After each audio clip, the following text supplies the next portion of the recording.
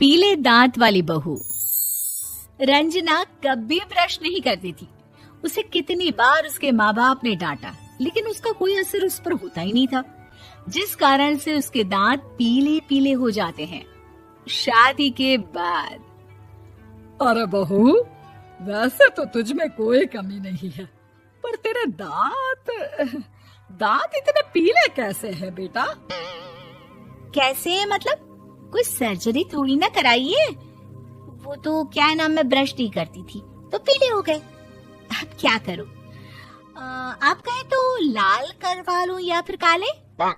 यार ये क्या है, क्यों माँ से लड़ रही हो? लड़ रही हूँ?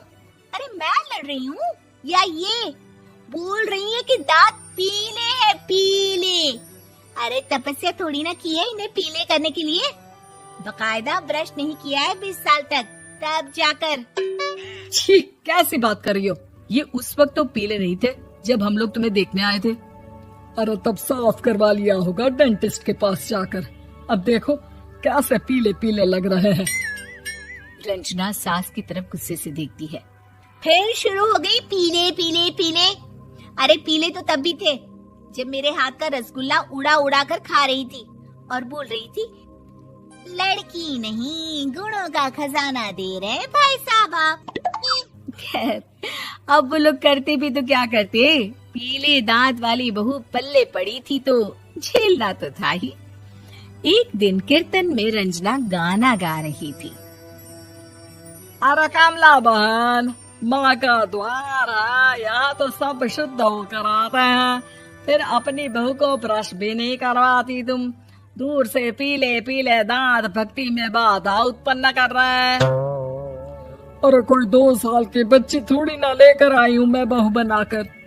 अच्छी खासी लड़की है, अरे कैसे करवाऊं ब्रश? ये तो उसे खुद करना चाहिए ना। अब माँ बाप तो इसके जैसे तैसे निपटा दिए, ये नहीं सोचा कि सास कैसे संभालेगी। सास बहू को लेकर घर आ जाती है, लेकिन सोच लेती है कि अब इसे लेकर कहीं नहीं जाएगी। अगले रोज बहू कहती है, अरे क्या हो गया, मंदिर नहीं जाना क्या? कीर्तन का वक्त हो रहा है। मेरी मधुर वाणी से कान्हा जी जागते हैं और सोते हैं। आप तो जानती है ना उनकी भक्ति में कितना मन लगता है मेरा। वो क्या है ना, तबीयत ठीक नहीं लग रही है मेरी, आराम करूंगी मैं। तबीयत ठीक नहीं लग रही? अभी तो मिथुन के गाने पर नाच रही थी आप, और अब बोल रही है कि तबीयत ठीक नहीं लग रही। अरे भक्ति में मन लगा लो सासू माँ, ऊपर जाना है, क्या मुंह दिखाओगी आप? हाँ? सास को बहू की बात पर गुस्सा आ जाता है। मैं क्या मुंह दिखाऊंगी, इसकी चिंता तो ना कर, समझी? अपने मुंह की चिंता कर, जो ये पीले पीले दांत लेकर हर जगह पहुंच जाती है। पता है लोग कितना मजाक बनाते हैं। ना जी ना, मैं नहीं जाना कहीं तेरे साथ। तो ये बात है, कोई ना, मत जाओ, मैं अपने कमरे में ही बैठकर भक्ति कर लूंगी। ऊपर वाला दांत थोड़ी ना देखता है, मन देखता है, भावना देखता है। और अरे बस बस, तू सब कुछ दिखा, बस ये सफेद चमकदार दांत ना दिखाना किसी को, है? जा यहाँ से। बहू को सास की बात का कोई फर्क नहीं पड़ता, वो तो जैसी थी वैसी ही रह जाती है। सुबह नहाकर किचन में खाना बनाना, फिर खाना खाना, कीर्तन भजन करना और सो जाना। एक दिन, माँ जी मैं सहेली के घर जा रही हूँ, शाम को लेट आऊंगी। हाँ हाँ तो जाना, मैंने कौन सा तेरी आरती करनी है घर पर बैठकर। रंजना सहेली के घर जाती है, जहाँ वो पार्टी में जाने की तैयारी कर रही होती है। अरे शिखा, कहाँ जाने की तैयारी कर रही है? मैं गलत वक्त पर आ गई क्या? अरे नहीं यार, उल्टा सही वक्त पर आ गया। मैंने ये साड़ी और ज्वेलरी निकाली है यार, शाम को इनके ऑफिस की एक पार्टी में जाना है। बताना कैसा लग रहा है ये सब? नहीं यार, इस ड्रेस के साथ तो वो वाली ज्वेलरी अच्छी लगेगी। हाँ हाँ सही बोल रही है, मैंने ध्यान ही नहीं दिया। वैसे तो हमेशा से मस्त फैशन सेंस रखती है। तो बड़ा जाती होगी ना पति के साथ पार्टी में। रंजना कुछ नहीं बोलती, बस सोचती है कि यार काश ये बात सही हो जाती, पर मैं क्यों नहीं जाती पार्टी में? क्या इन लोगों की कोई पार्टी होती नहीं होगी? रंजना घर आती है और रात में पति से सवाल करती है, एक बात बताइए, आप मुझे किसी पार्टी में क्यों नहीं ले जाते? क्या आपकी यहाँ ऑफिस में पार्टी नहीं होती? पति बेचारा क्या कहता कि दांत पीले हैं तुम्हारे इसलिए। अरे कोई पार्टी होती नहीं हम लोगों के ऑफिस में, तो कहाँ से लेकर जाऊं? और मार्केट, मॉल, कहीं वीकेंड घूमना, कहीं तो। अरे यार, सारे हफ्ते में एक छुट्टी मिलती है, तो सोचता हूँ कि आराम ही कर लूं। क्यों? रंजना मन मार के रह जाती है। पहले कभी सास के साथ मंदिर जाया करती थी, लेकिन वो भी सास ने ले जाना बंद कर दिया। घर बैठी बैठी रंजना बोर हो जाती है। तभी उसे आइडिया आता है और वो मायके जाने का सोचती है।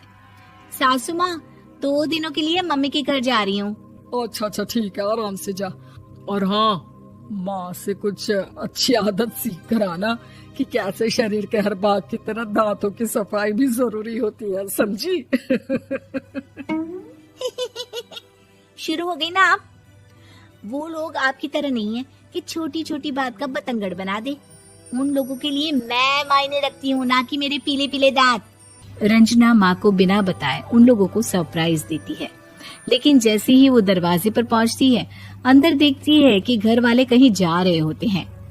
अब माँ, काश रंजना दीदी के दांतों वाली प्रॉब्लम नहीं होती, तो वो भी हम लोगों के साथ चलती ना बुआ जी की बेटी की शादी में। हाँ बेटा, लेकिन अब उसे कौन समझाए कि उसको उसके पीले दांत नहीं दिखते, लेकिन उसके आसपास के लोगों को कितना एम्बैरेसिंग फील कराते हैं। मुझे तो कितनी बार उसके स्कूल की टीचर ने शिकायत की कि उसके साथ कोई लड़की बैठना भी नहीं चाहती, और ना ही कॉलेज में कोई उससे बात करना चाहता था। लेकिन पता नहीं क्यों उसे ये बात समझ में ही नहीं आती। कोई कमी नहीं है उस लड़की में, बस यही कि दांत पीले हैं। वो तो भला हो जीजा जी और उनकी माँ का, जो दीदी को जैसी है वैसे ही रखा हुआ है। रंजना को अपने घर वालों की बात सुनकर बहुत दुख होता है। वो सोचती है कि वो क्या करे, लेकिन फिर वो सीधा डेंटिस्ट के पास जाती है, अपने दांत चमकाती है और कसम खाती है कि वो रोज ब्रश करेगी। अरे क्या हो गया? तुम तो 2 दिनों के लिए गई थी ना, पर कोई ना, अच्छा है, चलो आ गई तो। रंजना सास के सामने आकर खड़ी हो जाती है और पूरी स्माइल करती है, उसके चमकदार दांतों को दिखाती हुई। हैं? चले मंदिर? माँ, मुझे माफ कर दीजिए, मैंने आप लोगों को बहुत एम्बैरेसिंग फील करवाया। मैं आज से रोज ब्रश करूंगी।